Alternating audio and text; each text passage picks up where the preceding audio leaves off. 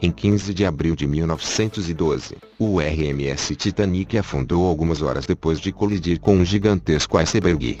Muitos filmes foram feitos desde então para contar a história do navio impossível de naufragar que não conseguiu concluir sequer a sua viagem inaugural. Algumas das cenas dos filmes foram baseadas em fatos reais e talvez você nem imagine. Confira agora algumas das curiosidades reais sobre o Titanic.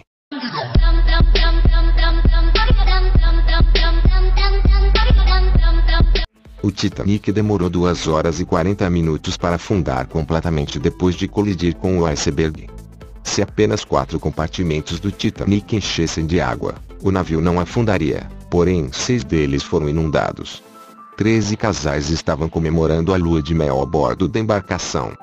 Os destroços do navio só foram encontrados 73 anos depois, em 1985, a cerca de 600 quilômetros da costa de Newfoundland e quase 4 quilômetros abaixo do nível do mar. Existiu um sobrevivente japonês do Titanic, mas quando retornou à sua terra natal foi chamado de covarde pois deveria ter morrido com os outros passageiros.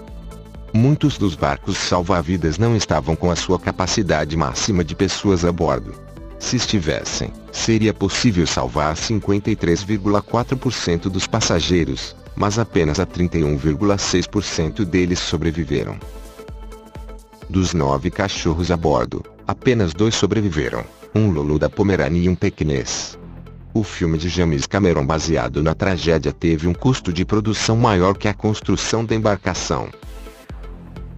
Havia um treinamento de emergência marcado com os passageiros para a mesma data em que o navio afundou, mas o capitão por algum motivo resolveu cancelar. Se o treinamento agendado realmente tivesse acontecido, provavelmente mais pessoas teriam sido salvas. Nas imagens do navio é possível ver 4 chaminés, porém só 3 delas funcionavam de verdade. A 4ª chaminé era meramente decorativa. O Titanic foi o único transatlântico da história que afundou por causa de um iceberg. Estima-se que o iceberg que causou o desastre do Titanic em 1912 tenha começado a se formar em 1000 anos antes de Cristo. Se o alerta sobre o iceberg chegasse pelo menos 30 segundos antes, teria sido possível evitar a colisão. Assim como acontece no filme, os músicos do navio realmente continuaram tocando por mais de 2 horas enquanto o navio afundava, na tentativa de acalmar os passageiros. Charles Joughin trabalhava na cozinha do navio e conseguiu sobreviver na água por 2 horas em temperaturas abaixo de zero porque tinha bebido muito uísque antes do naufrágio, o que manteve seu corpo aquecido tempo suficiente para o resgate.